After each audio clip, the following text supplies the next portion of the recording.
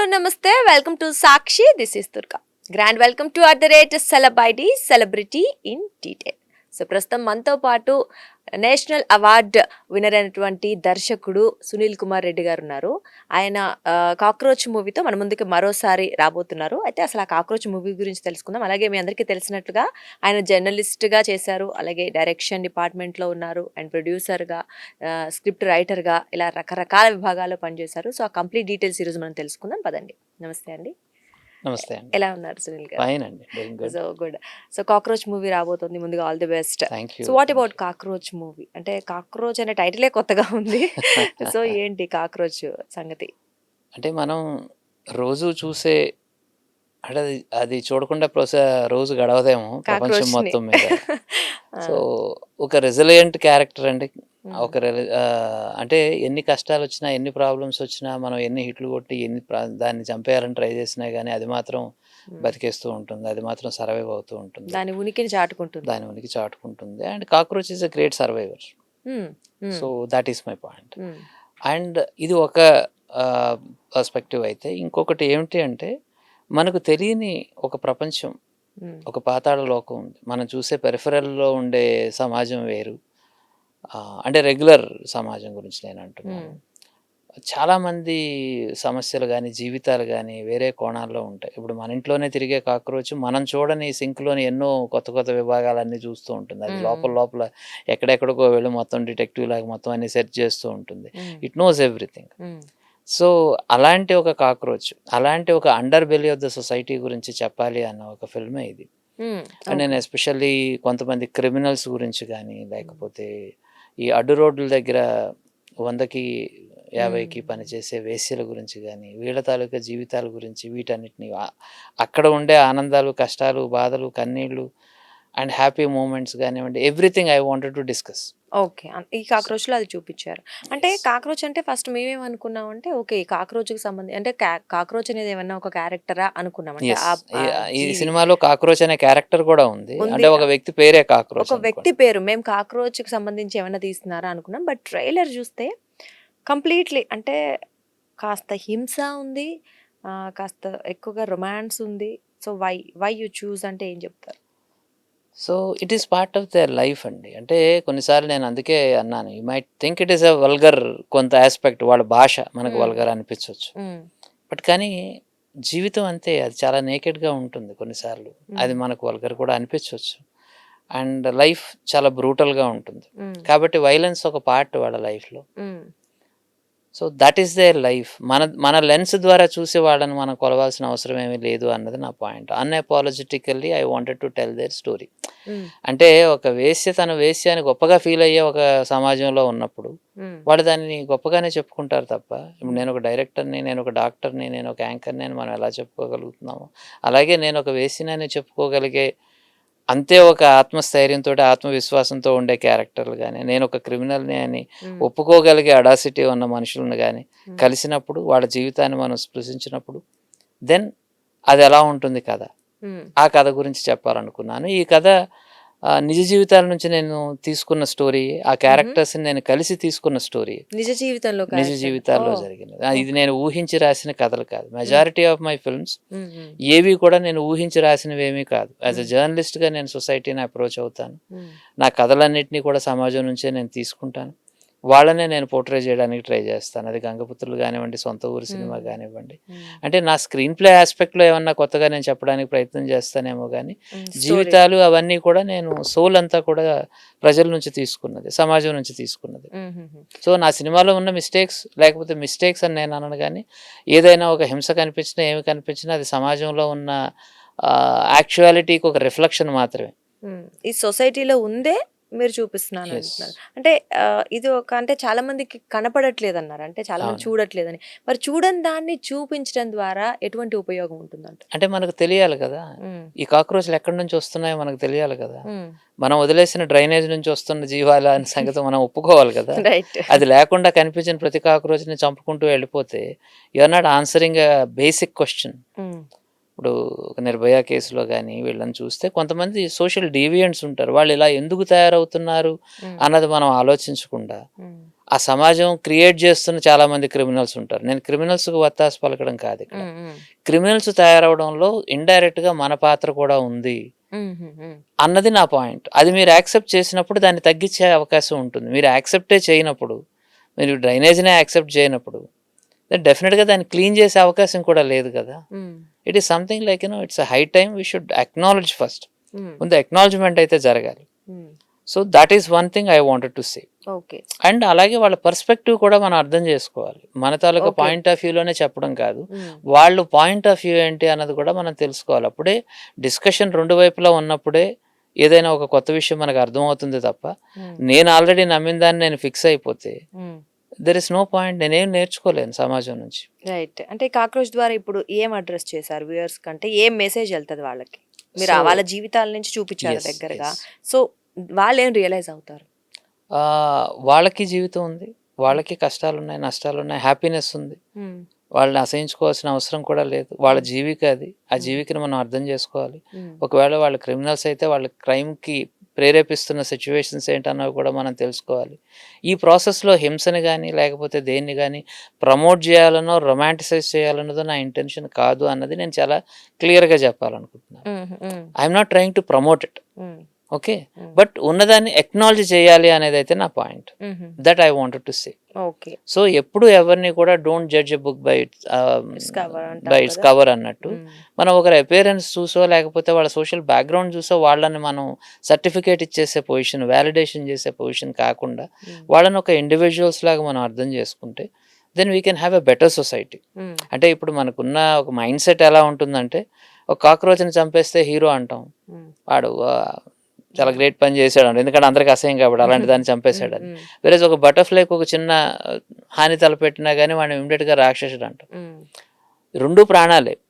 But మన selective choice మారిపోతూ ఉంటుంది. అందం పలుకుబడి ఉన్నప్పుడు మనం చేసిన ఒక చిన్న హర్టింగ్ కూడా మనకు చాలా బాధ అనిపిస్తుంది, అది కరెక్ట్ కాదనిపిస్తుంది.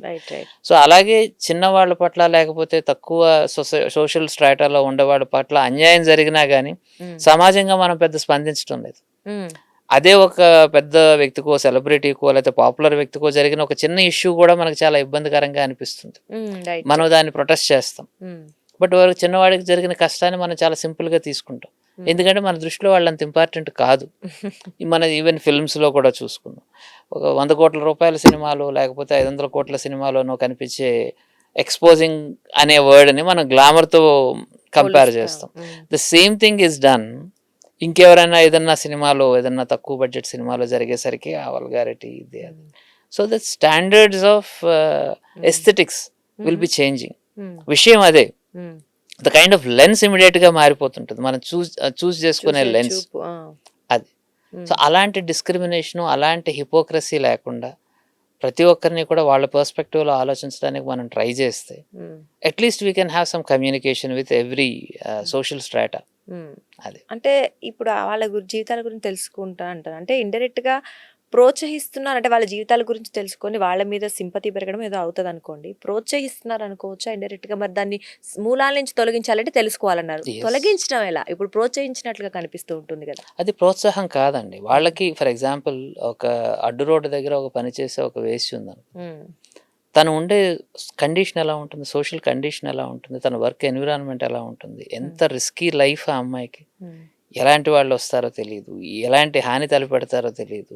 వాళ్ళు ఆ చీకట్లో అక్కడ ఉంటూ మనం చాలా చీప్గా అనిపించవచ్చు రెగ్యులర్గా ఉన్న వాళ్ళకి. వాళ్ళ పాయింట్ ఆఫ్ వ్యూలో ఆలోచించండి, అంత రిస్క్ తీసుకొని లైఫ్లో రాత్రి ఏం జరుగుతుందో తెలియదు, అక్కడ సంపాదించుకున్న 4 రూపాయలతో బిడ్డలకు అన్నం పెట్టుకుంటున్న ఒక తల్లిని మనం చూడగలిగినప్పుడు ఆ వేసిని మనం అసహించుకోమండి.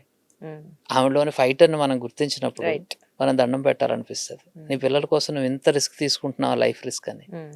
ఒక ఆఫీస్కి వెళ్తున్న ఒక అమ్మాయినే అసలు సోషల్ సెక్యూరిటీ లేదు, ఇన్ని ప్రాబ్లమ్స్ వస్తున్నాయి నాకు సొసైటీలో అని బాధపడిపోతూ, భయపడుతూ, టెన్షన్ పడుతున్నప్పుడు, అలాంటి ఒక రఫ్ ఎన్విరాన్మెంట్లో లైఫ్ ఈదుకొస్తున్న కొంతమంది ఉన్నప్పుడు, for me they are heroines or heroes వాళ్ళ సోషల్ పర్స్పెక్టివ్లో. అప్పుడు అట్లీస్ట్ మీరు గౌరవించాల్సిన అవసరం లేదు, కనీసం అసహించుకోకుండా ఉంటారు కదా, అంటే సింపతి అన్న ఉండాలి కదా. డెఫినెట్లీ. బట్ ఇక్కడ ఇంకొకటి, మీరు మాట్లాడారు నిజ జీవితంలో ఘటనల ద్వారా తీశాను, వాళ్ళతో ఇంటరాక్ట్ అయ్యాను అన్నారు. మరి they choose this profession right, అంటే we have many professions but they choose this profession, why అని అడిగారా? ఇంకొక దారి లేదనే కదా.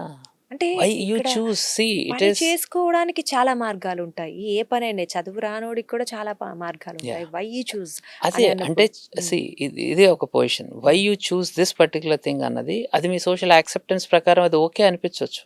This is my life. మా ఫాదరు ఆ పని చేసేవాడు, నేను లేకపోతే నా మదర్ ఆ పని చేసేది, నేను కూడా ఆ పని చేయాలనుకుంటున్నాను, నేను దాన్ని బెటర్గా చేయాలనుకుంటున్నాను అని తను అనుకుంది అనుకోండి. Let us assume. So who are you to say ఇది మంచిది ఇది చెడ్డది అని చెప్పాల్సిన అవసరం ఏముంది? వాళ్ళ సోషల్ కండిషన్స్ని అర్థం చేసుకోమని చెప్పడమే తప్ప దాన్ని జడ్జిమెంట్ చేసి లేబులింగ్ చేయాల్సిన అవసరం ఏముంది మనకు అన్నది నా పాయింట్. అన్నది వాళ్ళ perspective. It is not I'm trying to justify it, but వాళ్ళ పర్స్పెక్టివ్ గురించి నేను చెప్పాలనుకుంటున్నాను. ఇప్పుడు కొంతమందికి ఫిల్మ్ మేకింగ్లో ఉన్న వాళ్ళంటే ఒక రకమైన చిన్న చూపు ఉండొచ్చు. చాలామంది చెప్తూ ఉంటారు మా సినిమాల్లో ఉన్న వాళ్ళకి ఇళ్ళు అద్దెకి ఇవ్వట్లేదండి ఇదండి అలా. ఎందుకని ఒక కమ్యూనిటీకో లేకపోతే ఒక గ్రూప్కో ఒక లేబులింగ్ చేయాలని ఎందుకు అనుకుంటారు? ఒక సెలబ్రిటీ తాగుతూ పట్టుబడ్డాడు అనుకోండి, లేకపోతే డ్రంక్ అండ్ డ్రైవ్లో దొరికితే సినిమా వాళ్ళంతా అనే లేబులింగ్ ఎందుకు జరుగుతూ ఉంది? That is a bad thing అంటున్నా. Of course right. సో ఈ లేబులింగ్ జరగకుండా ఉండాలి అని మీరు ఇండివిజువల్ పర్స్పెక్టివ్లో చూడండి. అందులో గొప్ప పొజిషన్స్లో ఉండేవాళ్ళు కూడా తప్పు చేయొచ్చు, తక్కువ పొజిషన్లో ఉండేవాళ్ళు కూడా గొప్పగా ఆలోచించవచ్చు. నేను చెప్పాలనుకున్నది ఈ point. I'm trying to humanise their life, అంతే తప్ప గ్లోరిఫై చేయటం నా ఇంటెన్షన్ కాదు. I'm trying to humanise. వాళ్ళకు కూడా ఎక్స్ప్రెషన్స్ ఉంటాయి, వాళ్ళకు కూడా ఒపీనియన్స్ ఉంటాయి. ఎందుకు ఉండాలి అని క్వశ్చన్ చేయొద్దు. బికాస్ మీకు నాకు ఒపీనియన్స్ ఉన్నప్పుడు వాళ్ళకు ఉండొచ్చు కదా. Okay, so they also can have their opinions అండి. అది నా పాయింట్. మరి డెఫినెట్లీ అండ్ ఆఫ్ కోర్స్ ఆ పాయింట్ ఆఫ్ వ్యూలో చూసినప్పుడు సొల్యూషన్ దొరికిందా మరి ఈ మూవీ ద్వారా మనకి ఏమన్నా అంటే ఏం చెప్తారు? సి ఒక సినిమా ద్వారా సొల్యూషన్లు ఎవరన్నా ఇచ్చానని కానీ ఇవ్వాలని అనుకుంటే అది చాలా అడాసిటీ అవుతుందండి. I don't think. ఒక సోషల్ ఎవల్యూషన్లో సినిమా అన్నది ఒక ప్రాసెస్ అవ్వాలే తప్ప ఈ ఒక 2 గంటలతోటి సమాజాన్ని రేపటి నుంచి చూడండి మార్చి 7వ తేదీ నుంచి సమాజం కొత్తగా మారి.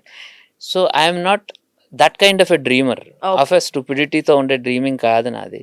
బట్ ఒక సోషల్ ఎవల్యూషన్లో ఈ సినిమా కూడా ఒక డిస్కషన్లో ఒక పార్ట్ అయితే ఐ విల్ బి హ్యాపీ. అంతే తప్ప ఇది ఆన్సర్ అవ్వాలన్నది నా పాయింట్ కాదు. డిస్కషన్ లో పార్ట్ అవ్వాలి అన్నది నా ఇంటెన్షన్. గుర్తించాలి అందరూ ఇది ఉంది జరుగుతోంది అని గుర్తించాలి. బట్ సినిమాల ప్రభావం ఈ ముఖ్యంగా చెప్పాలంటే యూత్ మీద ఎక్కువ కనిపిస్తోంది. దీనివల్ల మరి వాళ్ళు బ్యాడ్ తీసుకుంటారా గుడ్ తీసుకుంటారా అంటే ఏం చెప్తారు ఇలాంటి చూసినప్పుడు సీన్స్? డెఫినెట్ గా ఒక మెచ్యూర్డ్ ఆడియన్స్ ఎప్పుడు కూడా తనకు కావాల్సింది చూస్ చేసుకుంటాడండి. And I'm clearly telling it is an 18+ వచ్చిన ఒక film, A certificate film. And I'm sincerely requesting through you again, పిల్లలు చూడొద్దు, సెన్సిటివ్గా ఉండే జనాలు కూడా చూడొద్దు అని నేను అడుగుతున్నాను. ఎందుకంటే మీరు చాలా సెన్సిటివ్ అనుకోండి, మీకు ఓన్లీ బటర్ఫ్లైస్ ఎగురుతూ ఉండే ప్రపంచాన్ని, అందమైన అద్భుతమైన ఒక కళల సామ్రాజ్యాన్ని చూడాలి అనుకుంటున్నప్పుడు please do avoid this is my request. ఎందుకంటే సోషల్ రియాలిటీని చూసే అంత మనకు ఓపెన్ హార్ట్ లేనప్పుడు మనం అవాయిడ్ చేయడమే better. Okay, that's what I'm asking. So influence అయిపోతారేమో, భయపడిపోతారు, అలాంటి ఒక టెన్షన్ మీకు అనిపించింది అనుకోండి, డోంట్ వాచ్ దిస్ ఫిల్మ్. ఎందుకంటే this is a social take. నా సొసైటీ చుట్టూ ఉన్న దాని మీద ఒక సోషల్ టేక్ని, మరి నాకు వచ్చిన ఆడియన్స్ని నేనేమన్నా తక్కువ చేస్తానా అంటే లేదండి. I respect my audience time. వాళ్ళు నాకు ఇచ్చే 2 గంటలకి పూర్తి న్యాయం చేయడం కోసం యాజ్ అ ఫిల్మ్ మేకర్ నా టీం అందరం కూడా, నా ఆర్టిస్టులు అందరూ కూడా కష్టపడ్డాం. We try to entertain them and also make them think. అది మా ఫిల్మ్ తాలూకా కాన్సెప్ట్. డెఫినెట్లీ అండి. సో చూద్దాం, అంటే డెఫినెట్లీ సమాజం మీద ఒక మంచి అంటే ఇంపాక్ట్ క్రియేట్ చేయాలి, ఒక గుడ్ వేలో తీసుకెళ్ళాలని కోరుకుంటాం. బట్ ఎనీవేస్ ఇక్కడ ఇంకొకటి, మీ మూవీస్ అన్నీ చూసినప్పుడు కూడా కంపేర్ టు అంటే అదర్ మూవీస్, కమర్షియల్ మూవీస్ అవ్వచ్చు, వాటితో కంపేర్ చేస్తే ఏదో డిఫరెంట్ స్టోరీ తీసుకుంటారు. అండ్ ఇందాక చెప్పినట్లు కొంచెం రొమాంటిక్ సీన్స్ కానీ, కాస్త హింస అంటే ఒక మనిషి చంపడం అనేది రకరకాలుగా చూపించవచ్చు. రక్తం చిందించి క్రూరత్వం ఎక్కువ చూపించాల్సిన అవసరం కూడా లేదేమో, బట్ కొన్ని సమ్ టైమ్స్ ఆ సీన్స్ కూడా ఎక్కువ కనిపిస్తాయి. వై ఎందుకు అలా? డిపెండ్స్ ఆన్ ద నరేషన్ అండి. మనం ఒక నెరేటివ్ సెలెక్ట్ చేసుకుంటాం, ఈ నెరేటివ్లో ఇలా చెప్పాలనుకుంటాం. I wanted to be truthful. So దానికి మాస్క్ వేయాల్సిన అవసరం నాకు లేదు అని అనిపించింది. సో ఈ సినిమాలో దాన్ని ఓపెన్గానే డిస్కస్ చేద్దాం. ఎందుకంటే because we have a censoring system. ఏది చూపించాలి ఏది చూపించకూడదు అనడానికి మనకు ఒక రెగ్యులేషన్ ఉంది. సో విత్ ఇన్ దట్ రెగ్యులేషనే నేను చూపెడుతున్నాను. So it is totally a legal approach towards medium. And దాన్ని ఇలాగే ఎందుకు చెప్పాలి, అలా ఎందుకు చెప్పకూడదు అనే క్వశ్చన్స్ డెఫినెట్గా వస్తాయి, ప్రతి సినిమాకి వస్తాయి. ఓకే, అందులో ఈ సినిమాకి కూడా రావచ్చేమో, బట్ కొంతమందికి ఓకే వాళ్ళ టోన్కి సరిపడినట్టు ఇది జస్టిఫై చేస్తున్నాము అన్నది, దాన్ని రొమాంటిసైజ్ చేయటం లేదు. దీస్ ఆర్ ద పాయింట్స్ నేను చెప్పాలనుకుంటున్నాను. రైట్. అంటే మనకి ట్రైలర్ చూసిన తర్వాత ఏమన్నారండి? అంటే మీకు తెలిసిన వాళ్ళు కావచ్చు. యా, ఇట్ ఈస్ వెరీ రా, రియలిస్టిక్, రస్టిక్ గా ఉంది అన్నారు. That is what actually it is meant to be. నేను అనుకున్నదే, right. Yeah, I wanted it that way. మీకు అలా అర్థం కావాలనే నేను చేశాను కాబట్టి మీకు అలా అర్థమైతే నేను హ్యాపీ అయ్యి. So done. అయితే ఇక్కడ ఇంకొకటి, మీకు చాలా అవార్డ్స్ వచ్చాయి, అంటే మీ మూవీస్కి అవార్డ్స్ వచ్చాయి, అంటే పర్టికులర్గా అవార్డు విన్నింగ్ అయితే ఇది అయితే మనకి అవార్డు వస్తుంది అనే ఒక కాన్సెప్ట్ తీసుకొని చేస్తారా, లేకపోతే అలా వచ్చేస్తున్నా ఏంటి? సి, అవార్డ్ అయినా రివార్డ్ అయినా మోటో అనేది ఏదైనా కానీ బై ప్రోడక్ట్ ఏనమ్మా. దానికోసం ఏ ఫిల్మ్ మేకర్ కూడా చేయడు. తనకు నచ్చిన ఒక ఫిల్మ్ని తను తీయాలనుకుంటాడు, ఆనెస్ట్గా తీయాలనుకుంటాడు. సో నేను ఒక ఆడియన్గా నన్ను నేను క్వశ్చన్ చేసుకున్నప్పుడు, నేను ఇలాంటి ఒక సినిమాని కెన్ ఐ సిట్ త్రూ, నేను ఒక 2 గంటలు నేను ఎంటర్టైన్ అవుతానా, నేను నా ఎమోషన్స్ని ఇన్వెస్ట్ చేయగలుగుతానా అన్న పాయింట్ నేను చూసుకున్న తర్వాత, if I'm justified then I will do the film. కొన్నిసార్లు అవార్డు రావచ్చు, కొన్నిసార్లు రివార్డ్ రావచ్చు, కొన్నిసార్లు ఫెయిల్యూర్ రావచ్చు, కొన్నిసార్లు క్రిటిసిజం రావచ్చు, కొన్నిసార్లు రిజెక్ట్ కూడా చేయవచ్చు out right. It's just an outcome. క్షీరసాగర మదనం చేసినప్పుడు కూడా అమృతమే రాలేదు, విషం కూడా వచ్చింది, లక్ష్మి కూడా వచ్చింది, కామధేను వచ్చింది, ఇవన్నీ దారిలో వచ్చేవి, ఇవన్నీ బై ప్రోడక్ట్స్. బట్ అమృతం ఏమిటి అంటే మన satisfaction, are rather as a maker మనం అనుకున్న కథ మనం చెప్పగలిగామా లేదా, నేను పంచుకోవాలనుకుంటున్న విషయాన్ని పంచుకున్నానా లేదా అనేది. See, film making for me is a very serious business in the sense, ఇందులో we can influence, as you rightly said, cinema can influence at least me thought ప్రాసెస్ని కొంతన్నా మూవ్ చేయగలిగే ఒక పవర్ ఉన్న ఒక మాధ్యమం అది. దాన్ని నేను రెస్పాన్సిబుల్గానే యూజ్ చేయాలని అనుకుంటా. ఓకే, నేను ఏ కథ చెప్పినా కానీ, ఏ సమాజం గురించి లేకపోతే ఏ సెక్షన్ ఆఫ్ ద సొసైటీ గురించి చెప్పినా కానీ, జెన్యున్గా వాళ్ళ లైఫ్ని పోర్ట్రే చేయడం కోసం ఒక చిన్న ప్రయత్నం అయితే నేను చేస్తూ ఉంటాను.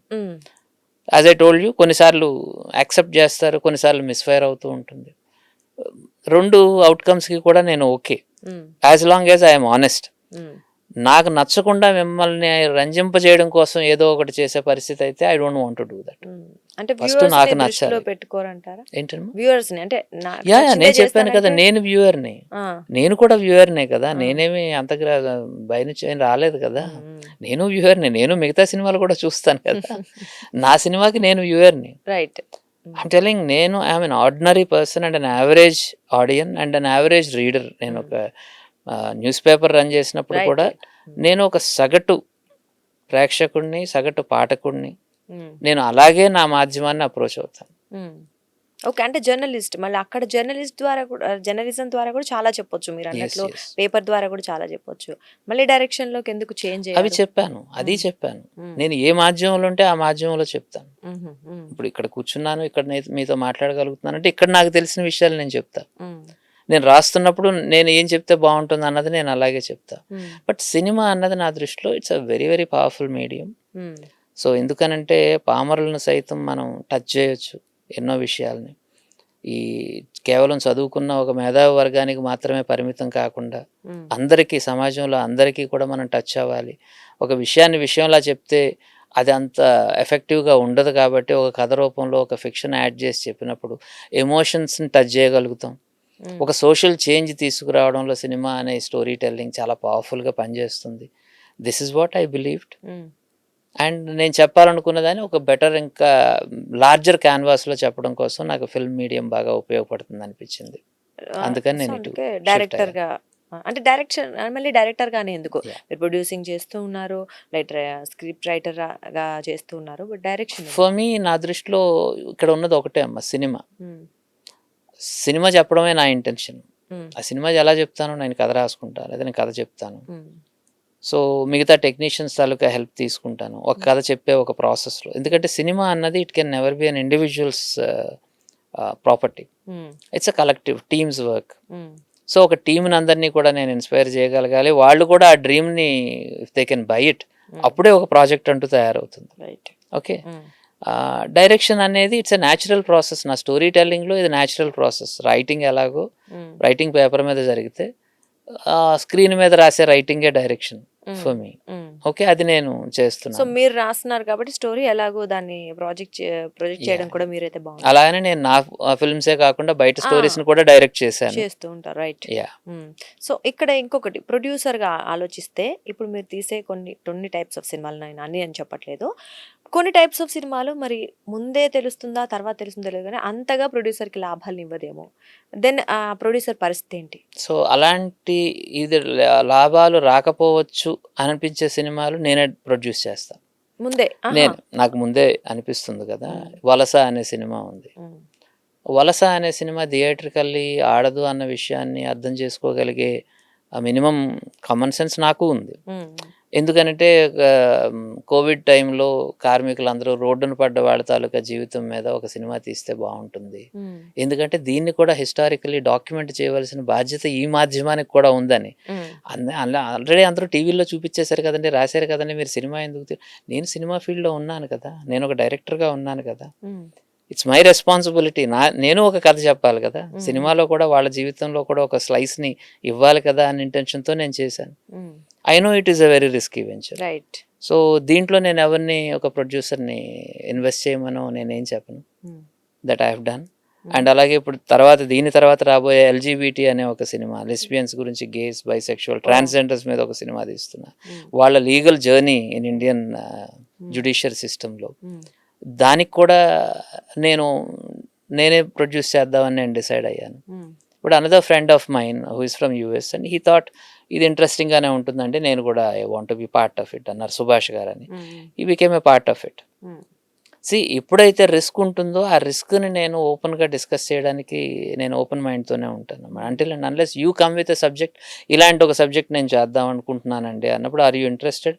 ఇఫ్ ఐఎమ్ ఇంట్రెస్టెడ్ నేను అవి చేస్తున్నాను కూడా. నేను రామానాయుడు గారికి ఒక ఫిల్మ్ని నేను డైరెక్ట్ చేశాను. సార్ నన్ను అడిగారు, సునీల్ ఒక ఇలాంటి ఫ్యామిలీ డ్రామా చేయాలనుకుంటున్నాను, నువ్వు చేస్తావా అంటే, yes sir I will do it for you అని. I have done it. So story వేరే బలభద్ర పాత్రని రమణ గారు స్టోరీ ఇచ్చారు, సత్యానంద్ గారు డైలాగ్స్ రాశారు, నేను ఓన్లీ డైరెక్షన్ చేశాను దానికి.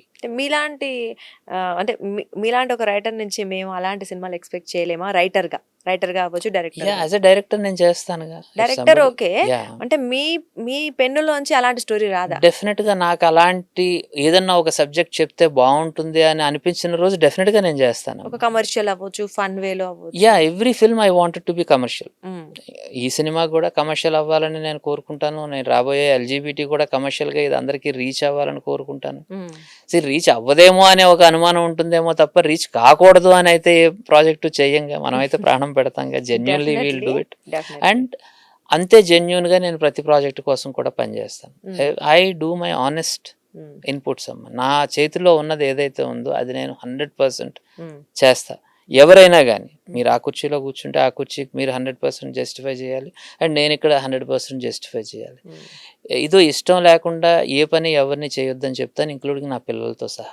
ఓ రైట్. అయితే ఇప్పుడు ఇక్కడ ప్రొడ్యూసర్స్ అంటే ఒక టీం ఉంటుంది సినిమా అంటే, ప్రొడ్యూసర్స్ కి పర్టికులర్ మీరు రాసిన ఒక లైన్ ఒక సీన్ నచ్చకపోవచ్చు, అట్లాంటి సందర్భాల్లో ఏం చేస్తారు? అంటే చేంజ్ చేస్తారా? When I'm doing my film, నేను అనుకున్న ఒక సబ్జెక్ట్ గురించి చేసేటప్పుడు మెజారిటీ ఆఫ్ దెమ్ నేను నా టీం తాలూకా కొహెషన్ తోటే డిస్కషన్లోనే ఉంటుంది. యాజ్ లాంగ్ యాజ్ నేను షూటింగ్కి వెళ్ళే వరకు ఇట్స్ ఎ టీమ్స్ ఫిల్మ్. అయిన తర్వాత నేను స్క్రిప్ట్ ఒకసారి లాక్ చేసుకున్న తర్వాత విల్ స్టిక్ టు దట్. డెఫినెట్గా, ఎందుకంటే అందరూ కూడా ఇందులో స్టేక్ హోల్డర్సే. ఇది నాది అని చెప్పే డిక్టేటర్షిప్ ఇక్కడ ఏమీ లేదమ్మా. ఇది జనం సినిమా అని నేను చెప్తున్నప్పుడు కనీసం నా టీంని కూడా నేను అకామిడేట్ చేసుకోలేకపోతే ఇక నేను జనం తాలూకా ఎక్స్ప్రెషన్స్ నేనేం అకామిడేట్ చేస్తాను? I'm open for discussion. అది కేవలం ప్రాఫిటబిలిటీ కోసం అనే పాయింట్ని నేను యాక్సెప్ట్ చేయనేమో కానీ ఒక కథ చెప్పేది ఇంట్లో ఒక జెన్యూన్ దీన్ని టచ్ చేయడం కోసం, ఒక రియల్ ఎమోషన్ని టచ్ చేయడం కోసం నా టీంలో ఎవరు ఏ సజెషన్ ఇచ్చినా కానీ I will be very very open to that. Super అండి. అండ్ ఇక్కడ ఇంకొకటి, ఫస్ట్ మూవీతోటే మీరు ఒక అంటే చెవిటి మూగ వాళ్ళ మధ్య ప్రేమ కథ అది. సో అంటే ఎవరు కూడా ఫస్ట్ మూవీ అనగానే కొంచెం అలాంటి చేయరు, ఎందుకు పర్టికులర్గా దాన్ని చూస్ చేసుకున్నారు? ఎందుకంటే నా లైఫ్ ఎక్స్పీరియన్స్లో నేను చూశాను వాళ్ళని. చూసిన తర్వాత వాళ్ళ కమ్యూనికేషన్ నాకు చాలా బాగా నచ్చింది. మాటలు వచ్చిన వాళ్ళకంటే మౌనంగా ఉన్న వాళ్ళు గొప్పగా కమ్యూనికేట్ చేసుకుంటున్నారు.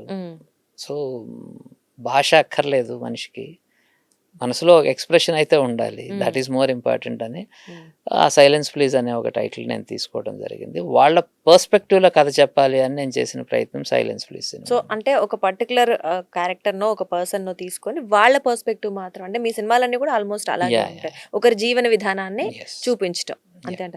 బట్ ఇక్కడ ఇందాక నేను అడిగినట్లే మళ్ళీ గూడా ఎన్ని సినిమాలు అలా తీస్తారు? అంటే ఆహ్, ఒక ఒక కొన్ని రోజులు అయిపోయిన తర్వాత ఆడియన్స్‌కైనా మీకైనా బోర్ అనిపిస్తదేమో. ఎన్ని సినిమాలు ఇలాంటి స్టోరీసే తీసుకుంటూ వెళ్తారు? అంటే ఇది ఎందుకు బోర్ అనిపించదు అంటే, నేను సేమ్ ఒక సక్సెస్ అయింది కదా అని దాన్నే తీసుకొని వెళ్తూ ఉంటే అది బోర్‌డమ్ ఏమో. హ్మ్. For me every film is a challenge. Okay. For every film I am learning something new. హ్మ్. నాకు ఆల్రెడీ వచ్చిన దాన్నే 100 సార్లు నేను చెప్పడం లేదు. సో, ప్రతి ప్రాసెస్‌లో కూడా నేను కూడా కొన్ని కొత్తవి తెలుసుకుంటూనే ఉన్నాను. హ్మ్. 'గంగపుత్రుడు' సినిమా తీయబోయే ముందు నాకు 'గంగపుత్రుడు' గురించి పెద్దగా అవగాహన లేదు. హ్మ్. ఆ సినిమా ప్రాసెస్‌లో నేను వాళ్ళతో నా జీవితం వాళ్ళతో ఇంటరాక్ట్ అయ్యి. పంచుకోవటం, వాళ్ళతో తెలుసుకోవటం వల్ల నాకు ఒక కొత్త ప్రపంచం తాలూకా డోర్స్ ఓపెన్ అయ్యాయి. హ్మ్. సో, నేను ఒక రకంగా ఎన్రిచ్ అయ్యాను వాళ్ళ ఎక్స్‌పీరియన్సెస్ తోటి. హుహుహు. That is life experience. అలాగే 'గల్ఫ్' అనే సినిమా నేను తీసినప్పుడు ఆల్మోస్ట్ నేను ఒక 9 కంట్రీస్ నేను తిరిగాను. మైగ్రేషన్‌కి సంబంధించిన రూట్స్ చూసాను. ప్రతి హుహు. ఒక్కళ్ళతో మాట్లాడాను. I spent quality time with them. అదొక కొత్త ప్రపంచం నాకు. హుహుహు. So, it's a total experience అమ్మా. ఏ రోజైతే నాకు బోర్ కొట్టింది అనే ఒక మాట నా మనసులోకి వచ్చిందో, hmm. Then I will rather క్విట్టా? Quit industry. అంతే కదా! ఇండస్ట్రీనే క్విట్ ఎందుకంటే చేసి నాకు కథ చెప్పడానికే నాకు బోర్ కొట్టినప్పుడు నేనెందుకు ఈ ఫీల్డ్‌లో ఉండటం? అంటే ఈ కథ నచ్చలేదేమో. ఏ ఏ కథైనా అదే నేను ఈ అంటున్నా. కథ నచ్చలేదేమో. ఇంకో కథ నాకు ఇంకొక డిఫరెంట్ ఎక్సైటింగ్ వేలో అనిపించిన ఏ కథైనా నేను చేస్తాను. అదే నేను చెప్తున్నా. హ్మ్. నాకు ఎక్సైటింగ్ అనిపిస్తున్నాయి కాబట్టి ఇవి చేస్తున్నాను తప్ప, హ్మ్. ఇది కేవలం సక్సెస్ వస్తుందనో, పేరొస్తుందనో, అవార్డ్ వస్తుందనో కాదు. హ్మ్. ఇలాంటి ఒక కథ చెప్తే బావుండును అని. అంటే కొన్నిసార్లు కథలు కాలర్లు పట్టుకొని మనల్ని అడుగుతాయి ఎప్పుడు తీస్తున్నావునని. అలాంటి ఒక స్టోరీ, అలాంటి ఒక ఆలోచనకి హ్మ్. జీవం పోయడం కోసం మనకు తెలిసిన నా టీమ్, నన్ను నమ్మిన, నాకు సపోర్ట్ చేస్తున్న నా టీమ్ సహకారంతో హ్మ్. హ్మ్. ఒక ప్రాణం పోయడానికి ఆలోచనను మళ్ళా చూపించడం కోసం చేసే ప్రయత్నాలు నావి. హుహుహు. యాహ్! ఓకే అండి. అండ్ అవార్డ్స్ గురించి మాట్లాడుకుంటే సో ఆల్మోస్ట్ అవార్డ్స్ మీకు మంచి మంచి అవార్డ్స్ వచ్చాయి మీ మూవీస్ అన్నిటికి. సో అవార్డ్స్ ఒక ఆర్టిస్ట్‌కి అవ్వచ్చు లేదా డైరెక్టర్, ప్రొడ్యూసర్ ఎవరికైనా ఎంతవరకు అవార్డ్స్ అనేవి వాళ్ళ జీవితం మీద నెక్స్ట్ ప్రాజెక్ట్స్ మీద ప్రభావం చూపిస్తుందంటారు? అంటే నెక్స్ట్ ప్రాజెక్ట్స్ గురించి నాకు తెలీదు కానీ, బట్ డెఫినిట్‌గా ప్రతి అవార్డ్, ప్రతి రికగ్నిషను కూడా. హ్మ్. ఇప్పుడు ఫర్ ఎగ్జాంపుల్ ఒక ఆడియన్ మీ సినిమాని నన్ను టచ్ చేసిందండి, నా లైఫ్‌లో ఒక చిన్న ఇంపాక్ట్ క్రియేట్ చేసింది అన్నప్పుడు that is a great award. హ్మ్. అంటే టచింగ్ సంబడీస్ లైఫ్. హ్మ్. అంటే ఓకే. మన ఒక ఉనికి మంచి కాంప్లిమెంట్ వచ్చిందంటే it's that an that award. Itself is sufficient అమ్మ. హ్మ్. అది ఫైనాన్షియల్‌గానే కానవసరం లేదు కొన్నిసార్లు. హ్మ్. ఒక మాట, ఒక మంచి మాట, ఒక అప్రిసియేషను, లేకపోతే ఒక థాట్ ప్రాసెసింగ్‌కి మనం ఉపయోగపడ్డాం అనే ఒక సెల్ఫ్ సాటిస్ఫాక్షన్. హ్మ్. They make lot of difference for every creative person. హ్మ్. హ్మ్. ఇప్పుడు ఇంక్లూడింగ్ ఈ ఇంటర్వ్యూ అయిన తర్వాత ఎవరైనా బాగా ఇంటర్వ్యూ చేసావమ్మా అన్నప్పుడు మీకు కలిగే ఆనందం ఏదైతే ఉంటుందో, right. That is what actually we all strive for. And right. ప్రతి ఒక్కళ్ళు కూడా దానికి స్ట్రైవ్ అవ్వాలి. హ్మ్. అంటే కేవలం ఎదుటివాడి వాలిడేషన్ కోసం బతకడం అన్నది కూడా నేను ఇక్కడ అడ్వకేట్ చేయటం లేదు. హ్మ్. బట్ ఇఫ్ సంబడి ఏదన్నా ఒక సిస్టమ్, ఒకళ్ళు ఉండి ఒక జ్యూరీ అది చూసి ఓకే ఈ సంవత్సరం ఉన్న అన్ని సినిమాల్లో కంటే ఈ సినిమా బెటర్‌గా ఉంది అని చెప్పినప్పుడు as a maker hmm. Team అంతా కూడా దాన్ని సెలబ్రేట్ చేసుకుంటుంది. We feel happy. Hmm. Though మన ఎఫర్ట్ అంతా కూడా మనం పడిన 6 నెలల కష్టం, 1 ఇయర్ తాలూకా ఎఫర్ట్ ఫైనల్‌గా కండెన్స్ టు 2 అవర్స్ ఫిల్మే. రైట్. కానీ దాని వెనక ఉన్నది ఒక 1 ఇయర్ ఎఫర్ట్ అయ్యుండొచ్చు. హ్మ్. The entire 1 year effort is celebrated ఆ మూమెంట్‌లో. రైట్.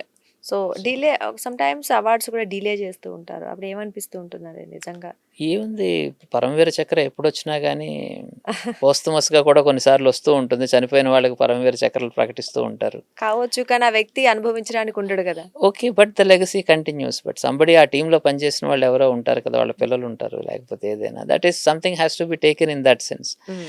ఎప్పుడైతే మీ ఎండ్ గోల్ అది అవుతుందో మీకు డిసప్పాయింట్‌మెంట్ ఉంటుందమ్మా. హ్మ్. నేను ఈ అవార్డ్ ఎలాగన్నా కొట్టాలి అని మీరు ప్రయత్నం చేస్తే అది రానప్పుడు మీరు బాధపడతారు.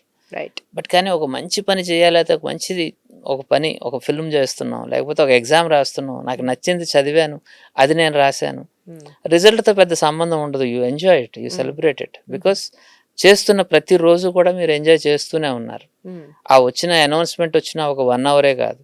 ఆ రైట్. రిజల్ట్ వచ్చిన ఆ శుక్రవారమే కాదు.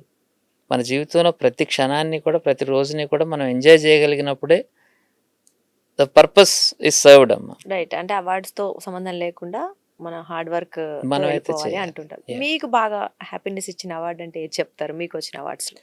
ఎప్పుడైతే బెస్ట్ ఫిల్మ్ వచ్చిన ప్రతిసారి నేను ఎక్కువ హ్యాపీ ఫీల్ అయ్యాను, ఎందుకంటే నా టీం మొత్తానికి వచ్చిన recognition right. Rather than individual awards కంటే కూడా, నాకు Mm. బెస్ట్ డైరెక్టర్గా వచ్చిన, బెస్ట్ డైలాగ్ రైటర్గా వచ్చిన వాటికంటే కూడా నాకు ఒక బెస్ట్ ఫిల్మ్గా వచ్చినప్పుడు, దట్ ఫార్చునేట్లీ 4 ఫిల్మ్స్కి వచ్చాయి అది. I feel very happy because everybody's contribution is recognized in it. Right. ఏ మూవీస్ అంటే 4? హీరో అండ్ ఛాన్స్, సొంత ఊరు, గంగపుత్రుడు, ఈ ఫిల్మ్స్ సో ఈ ఫిల్మ్స్ అన్నిటికీ టీమ్ కి వచ్చేసింది మొత్తం బెస్ట్ ఫిల్మ్ అంటే then everybody enjoys. Definitely. And ఇక్కడ ఇంకొకటి మనం మాట్లాడుకుంటే, మీరు ఇందాక చెప్పినట్లు సొసైటీలో ఉన్న ప్రాబ్లమ్స్ అవ్వచ్చు, ఇంకొక యాంగిల్ నుంచి చూస్తారు అంటున్నారు కదా.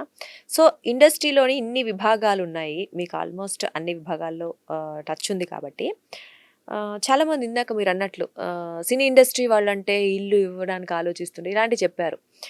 ఇండస్ట్రీ వాళ్ళలో ఇలాంటి కొన్ని అపోహలు ఉన్నాయి, ఇండస్ట్రీ యాక్టర్స్ గురించి అవ్వచ్చు, వాళ్ళలో పనిచేసే వాళ్ళ గురించి. మీరేమంటారు, నిజంగానే ఆ అపోహల్లో ఎంతవరకు వాస్తవం ఉంది? ఐదర్ కాస్టింగ్ కావచ్చు అవ్వచ్చు, లేదా ఇంకేమైనా అవ్వచ్చు. స్టీరియో టైపింగ్ అన్నది కరెక్ట్ కాదమ్మా, లేబులింగ్ అన్నది కరెక్ట్ కాదు. వీళ్ళంతా ఇంతే, వీళ్ళంతా ఇంతే. No, it is not like that. So ఎవరు ఇంతే అంటూ బ్రాకెట్స్ ఏవి ఉండవు.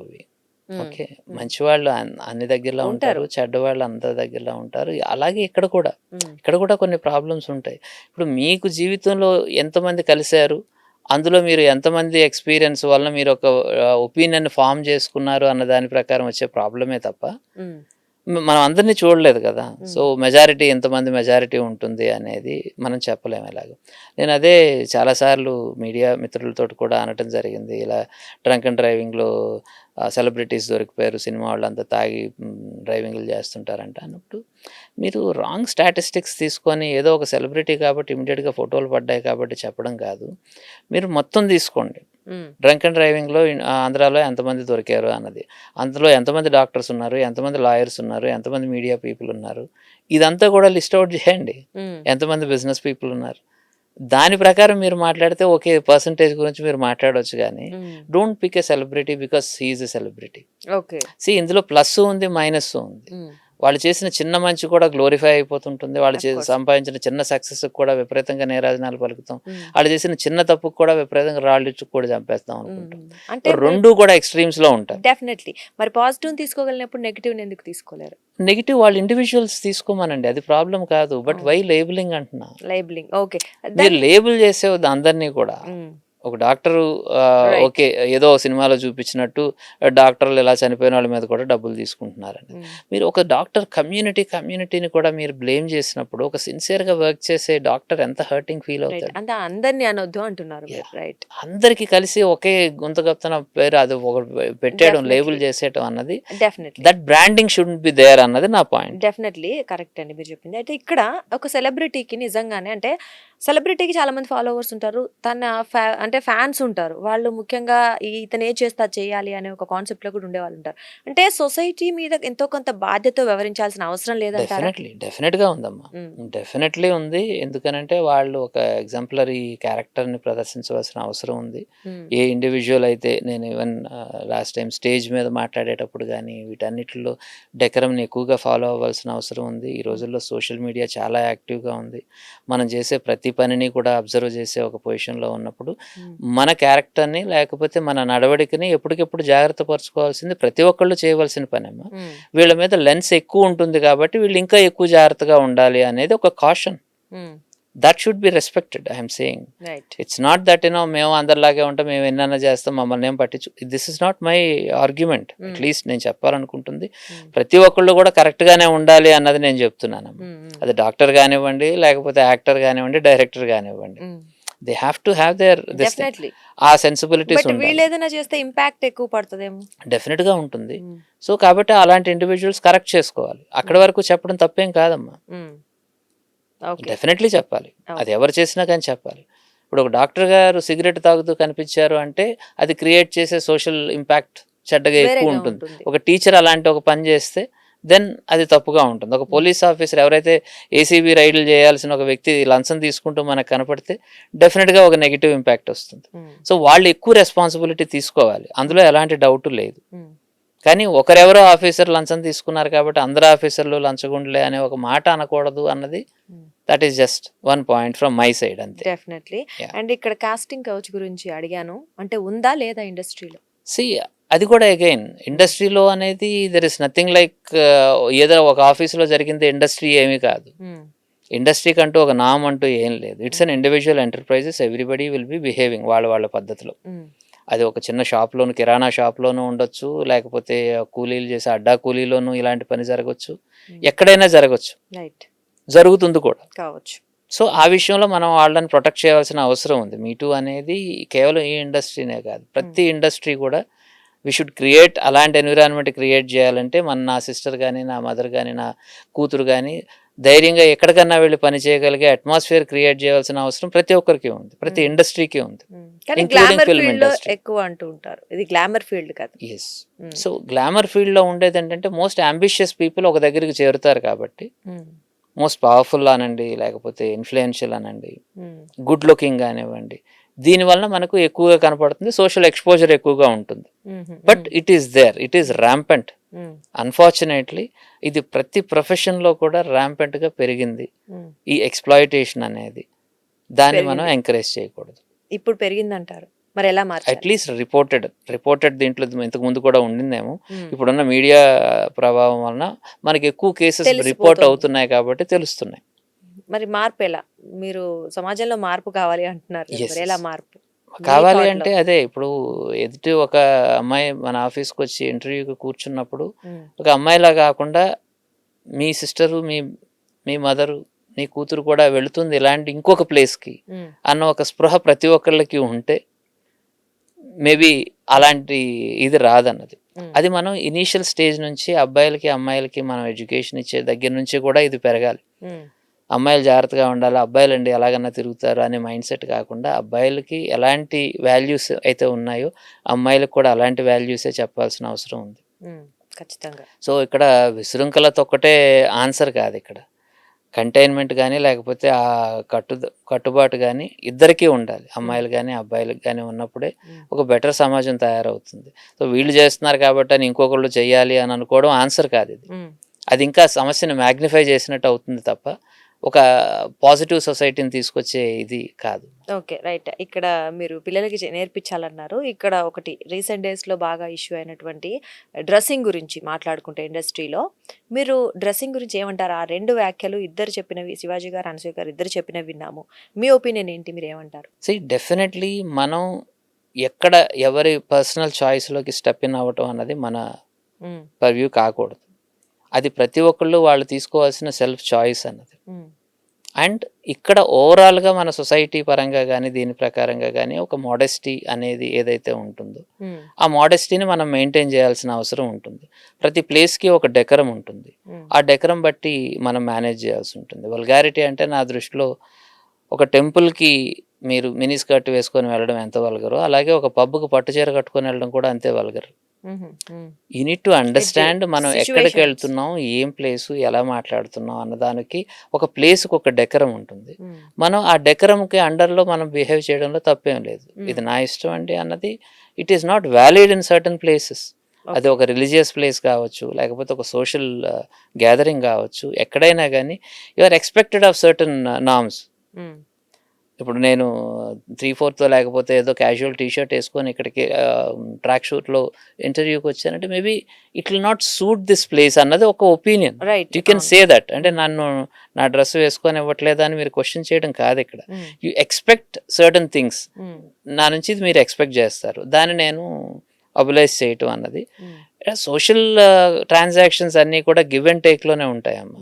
There is nothing like fixed అంటూ ఏం ఉండదు. నేను మీరు ఎలా ఉంటే బాగుంటుందని నేను కోరుకుంటాను, అలా నేను ఉండడానికి ప్రయత్నం చేస్తే సొసైటీ అంతా హ్యాపీగా ఉంటుంది. రైట్. సో మీరు చెప్పింది ఒక వేలో కరెక్ట్. అంటే సరే, సిచ్యువేషన్స్ బట్టి, పరిస్థితులను బట్టి మన డ్రెస్సింగ్ అవ్వచ్చు, వాట్ ఎవర్ ఇట్ ఉండాలి. బట్ ఇంకొకళ్ళు వాళ్ళ సొంత అంటే పక్క మనిషి జీవితంలోకి మరీ ఎక్కువగా తొంగి చూడటం లేదా మరీ ఎక్కువగా సలహాలు ఇవ్వడం ఎంతవరకు కరెక్ట్ అంటారు? Yes, everybody needs to have their space. నేను చెప్పాను కదా, స్పేస్ అయితే మనం ఇవ్వాలి. ఒక ఆర్గ్యుమెంట్ని, డిస్కషన్ని ఎంకరేజ్ చేయండి, తప్పేం లేదు. సో అంటే మీరు అసలు ఒపీనియన్ ఎక్స్ప్రెస్ చేయకూడదు అన్నదాన్ని కూడా నేను రైట్. ఏకీభవించను. ఇప్పుడు నా ఒపీనియన్ నేను చెప్పాను. The way is different. No ya, మీకు నచ్చని ఇది మీరు చెప్తారు, but the kind of language you use, ya, it is that very is what. Important. ఆ విషయమే తప్ప మీరు ఎక్స్ప్రెస్ చేయకూడదు, మీరు అది చూసినా కానీ లేదు మీరు మాట్లాడకూడదు. నాకు అనిపించింది నేను చెప్పాను, మీకు అనిపించింది మీరు చెప్తారు. See, this is what democratic spirit is all about. Right. నా ఒపీనియన్, మీ ఒపీనియన్, రెండు ఒపీనియన్లు డిఫరెంట్ అయినప్పుడు కూడా మనం ఉండి మాట్లాడుకోగలగడమే కదా డెమోక్రసీ అంటే. Right, but respect matters. Respect matters and how you communicate matters. So Exactly. Social communication అన్నది పిల్లలకి ఇప్పుడుండే సమాజానికి నేర్పించాల్సిన అవసరం చాలా ఉంది. ఇప్పుడు మీరు ఫేస్బుక్ తీసుకోండి, లేకపోతే ఎనీ సోషల్ మీడియంలో తీసుకోండి, ఎంత పాజిటివ్ ఇంటర్వ్యూ పెట్టినా కానీ దాని కింద వచ్చే కామెంట్స్ చూడండి, the kind of language it is used. మన we have to as a society మన లాంగ్వేజ్ మీద మనం కమాండ్ తెచ్చుకోవాలి, కంట్రోల్ తెచ్చుకోవాలి. ఒకప్పుడు అసెంబ్లీలో కంట్రోల్ తప్పి మాట్లాడుతున్నాం అనుకున్నాను, ఇప్పుడు స్టేజ్ల మీద కంట్రోల్ తప్పి మాట్లాడుతున్నాం అనుకున్నారు. స్కూల్స్లో లాంగ్వేజ్ కంట్రోల్ తప్పుతుంది. సో దీన్ని మనం అందరం కూడా రెక్టిఫై చేసుకుంటే మంచిది అన్నది నా ఒపీనియన్. అగైన్ ఐఎమ్ టెల్లింగ్ నా ఒపీనియన్. రైట్. లేదు ఇలాగే మాట్లాడతాం అనుకుంటే that is their opinion. I have no issues. But అంటే మీరు ఇప్పుడు సొసైటీలో జరుగుతుంది చూపిస్తారు మీ కథల ద్వారా. అంటే ఇలాంటి ఒక మీరు ఇప్పుడు అన్నట్లు లాంగ్వేజ్ లో అవ్వచ్చు, లేదా కొంతమంది ఆడ్ బిహేవియర్ చేస్తూ ఉంటారు, దాని మీద మళ్ళీ ఇలాంటిది ఏమైనా తీసే ఛాన్స్ ఉందా? సి, ఇప్పుడు నేను తీసిన సినిమా గురించి చాలా మంది అనొచ్చు, అలాంటి లాంగ్వేజ్ యూస్ చేశారేంటి, Right. అసలు మీరు ఇది కాదా. మళ్ళీ మీరు మరి లాంగ్వేజ్ వద్దంటూ అలాంటి లాంగ్వేజ్ మీ సినిమా నేను అంటున్నది ఏంటంటే వాళ్ళ క్యారెక్టర్స్ అవి. నేను నా క్యారెక్టర్ కోసం వాళ్ళని రిఫైన్ చేయాల్సిన అవసరం నాకేం లేదు. అర్థమైందండి. నేను Right, చూపెడుతున్న దాన్ని నేను ఆనెస్ట్ గానే చూపించాలి. ఇప్పుడు నేను ఇలా వాళ్ళు బార్లో అందరూ పాలు తాగుతున్నారండి అన్నది నేను షార్ట్ పెట్టాలి అని అనుకోండి, it is not fact, right. Right. నేను బార్కి వెళ్ళారు అనేది నేను కథలో నేను చెప్తున్నప్పుడు వాళ్ళందరూ ఆల్కహాలే తాగుతారు, ఆల్కహాల్ కన్జ్యూమ్ చేస్తారు. మీరు ఆల్కహాల్ కన్జంప్షన్ చూపెడితే అలాగా అంటే నేను చూపించాలనుకున్న సీనే బారు. I can't help it. నేను దాన్ని ఎంకరేజ్ చేయట్లేదు, నేనే వెళ్ళమని ఏం చెప్పడం లేదు, నేను ఇన్వైట్ చేయటం లేదు. I'm just portraying A scenario. Right. అయితే ఇక్కడ ఇంకొకటి, సో వాళ్ళ జీవితాలు చూపించారు, దాట్ ఈస్ ఫైన్, ఓకే. ఇక్కడ అంటే అలాంటి వాళ్ళు ఒక 10% 20% ఉంటారు సొసైటీలో. ఒక 50% వాళ్ళు బాగా సక్సెస్ఫుల్ అయిన వాళ్ళు, అలాంటి కష్టాలు దాటుకొని వచ్చిన వాళ్ళు అవ్వచ్చు. అంటే అలాంటి అంటే పర్టికులర్ అదే అని కాదు, వాళ్ళ జీవితాల కథలు తీస్తూ ఉంటారంటే మీరు అదెందుకు చూస్ చేసుకోలేదు ఎప్పుడు? అది సమాజం అందరూ తీస్తూనే ఉన్నారు కదా. అంటే ఒక పర్టికులర్ పర్సన్ అని నేను చెప్పట్లేదు, లైక్ అంటే ఎన్ని ఎదురైనా మళ్ళీ ఫైనల్ గా వాళ్ళు ఒక సక్సెస్ ని సాధిస్తారు. మరి అలాంటివి చూపిస్తే మోటివేషనల్ గా ఉంటుంది. అలాంటి కథలు కూడా చాలా చెప్పాను. దట్స్ వాట్ నేను వెల్కమ్ టు తిహార్ కాలేజ్ అనే దాంట్లో చెప్పాను. ఎడ్యుకేషన్ సిస్టంలో ఉండాల్సిన రిఫైన్మెంట్స్ గురించి మాట్లాడాను. So my every subject has a different angle అమ్మ. Right. నేను ఆ సబ్జెక్ట్ టచ్ చేసినప్పుడు దాన్ని అంతే ఆనెస్ట్ గా టచ్ చేస్తాను. ఓకే. ఒక వెల్కమ్ టు తిహార్ కాలేజ్ అన్న దాంట్లో there is not even a single romantic dialogue also. College life అయినప్పటికీ కూడా నేను దాన్ని ప్యూర్ ఎడ్యుకేషన్కి సంబంధించిన ఫిల్మ్ గానే చూపించాను తప్ప అందులో నేను రొమాన్స్లు, హగ్లు, లేకపోతే కిస్లు ఏమీ పెట్టలేదు. బికాస్ ఆ సినిమాకి అది అక్కర్లేదు. అంటే ఏది అవసరమో ఏది అవసరమో ఆ సబ్జెక్ట్ నేను చెప్తున్నప్పుడు ఆ subject, so that's what I have to stick to. ఇప్పుడు మన ఇంట్లో కూడా అన్ని రూమ్లు ఉంటాయి, పూజ రూమ్ ఉంటుంది, బెడ్రూమ్ ఉంటుంది, హాల్ ఉంటుంది. సో ఏ రూమ్లో యాక్టివిటీ ఆ రూమ్లో జరగాలి. అది జరగడం తప్పని అనడం లేదు. నేను తీసుకున్నాను ఆ రూమ్, పూజ రూమ్ చూపించినప్పుడు నేను అదే గెటప్లో ఉంటాను, నేను అదే పని చేస్తూ ఉంటాను. సో నువ్వు ఇక్కడ ఇలా ఉన్నావు కాబట్టి ఎప్పుడు అలాగే ఉండాలి అనడం కూడా కరెక్ట్ కాదు. Right. I've chosen a different room that time. And మీరు ఇప్పుడున్న మూవీస్ గురించి మాట్లాడితే ఒక డైరెక్టర్ గా ఏమంటారు? ఈ మూవీస్ ఎలా ఉన్నాయి ఇప్పుడు రీసెంట్ డేస్ లో వచ్చే movies? See, I am nobody to comment అండి. ఎవరి వర్క్ గురించి నేను కామెంట్ చేసే పొజిషన్ Not about కాదు. work, as a as a director, story, of course. As an audience నా పర్సనల్ ప్రిఫరెన్సెస్ నాకు ఉంటాయి. నాకు కొన్ని నచ్చచ్చు, కొన్ని నచ్చకపోవచ్చు. ఒక ఆడియన్ గా నా రైట్ నేను ఎక్సర్సైజ్ చేస్తా. ఒక డైరెక్టర్ గా ప్రతి ఒక్కళ్ళు నేను బిలీవ్ చేసేదంటే ఏదో ఒకటి షేర్ చేయాలనే ఇంటెన్షన్ తోనే ఇండస్ట్రీకి వస్తారమ్మ. ప్రతి ఒక్కళ్ళు కూడా, ప్రతి ప్రొడ్యూసర్ కూడా ఎన్నో కళలతోటి ఏదో కథ చెప్పాలి అనే ఇంటెన్షన్ తోటి వస్తారు. సో అందరూ కూడా వాళ్ళ ప్రయత్నం చేస్తారు. దురదృష్టం ఏంటంటే డిస్పైట్ యువర్ మంచి ఇంటెన్షన్లు ఉన్నప్పటికీ కూడా రిజల్ట్ బ్యాడ్గా రావచ్చు, నచ్చకపోవచ్చు. మీరు మిమ్మల్ని నవ్వించాలనుకుంటాం, మీకు నవ్వు రాకపోవచ్చు. ఏడిపించాలనుకుంటాం, మీరు ఏడవరు, మమ్మల్ని ఏడిపిస్తారు. ఏదన్నా జరగవచ్చు. It's all your choice. Like నేను నా ఎఫర్ట్ పెట్టాను, అలాగే ప్రతి ఫిల్మ్ మేకర్ కూడా వాళ్ళ ఎఫర్ట్స్ పెడతారు. నేను కలెక్టివ్గా సినిమా ఇండస్ట్రీ తాలూకా ఇంకా వాల్యూ ఇవన్నీ మాట్లాడడానికి I don't think I'm a right person for that. And నేను బిలీవ్ చేసేది ఏంటంటే ప్రతి డైరెక్టర్ కూడా ఆనెస్ట్గానే వర్క్ చేస్తాడు, ఒక మంచి కథ చెప్పాలని ప్రయత్నం చేస్తాడు అని నేను అనుకుంటాను. ఎలాగైతే అమ్మ పిల్లలకి ఎప్పుడు ఏదో ఒకటి అందంగా వండి పెట్టాలనుకుంటుంది, ఒక్కొక్కసారి ఉప్పు ఎక్కువ అవుతుంది. అమ్మ ఇంటెన్షన్ అయితే మంచిది పెట్టాలని పిల్లలకి. రైట్. సో అప్పుడప్పుడు పాడవుతూ ఉంటుంది. దట్స్ కానీ దురదృష్టం అక్కడ ఏంటంటే ఇంపాక్ట్ ఇండస్ట్రీలో చాలా సార్లు పాడవుతుంటుంది. బట్ పాడవుతుంది. బట్ ఇంపాక్ట్ కూడా చూపిస్తుంది సొసైటీ Yes, మీద. That yes. ఈస్ వాట్ అంటే మనం ఎక్కువ వర్రీ అవ్వాల్సిన అక్కడ కనిపిస్తోంది సినారియో. సో ఇక్కడ ఇంకొకటి మీరు మోటివేషనల్ స్పీకర్ గా కూడా వెళ్తూ ఉంటారు కదా. So not exactly motivation, but I interact with engineering college students, వాళ్ళతోటి నేను సో ఇంటరాక్ట్ వాళ్ళని చూసినప్పుడు ఈ జనరేషన్ స్టూడెంట్స్ ఎలా ఉన్నారు అంటే ఏం చెప్తారు? ఎలా ఉన్నారు వాళ్ళు? అంటే కొంతవరకు కంపేర్ టు 30-40 ఇయర్స్ బ్యాక్ ఉన్న జనరేషన్కి ఈ జనరేషన్కి చాలా డిఫరెన్స్ Yes, చూస్తాం. yes. సో అగ్రెసివ్నెస్ అవన్నీ చూస్తున్నాం. Yeah. మీకేమనిపిస్తుంది? సో ఎవ్రీ జనరేషన్ వాళ్ళు థాట్ ప్రాసెస్ మారుతూ ఉంటుంది జనరేషన్ టు జనరేషన్. నేను ఎక్కువగా యంగ్స్టర్స్ తోటి తిరగడానికో లేకపోతే కలవడానికో ఎందుకు ఇష్టపడతాను అంటే to be at par with them. వాళ్ళతో ఈక్వల్గా ఉండడం కోసం, వాళ్ళ థాట్ ప్రాసెస్కి దగ్గరగా ఉండడం కోసం, నన్ను నేను అప్డేట్ చేసుకోవడం కోసం వాళ్ళ ఇంటరాక్షన్ ఎప్పుడు నేను యూజ్ చేసుకుంటూ ఉంటాను.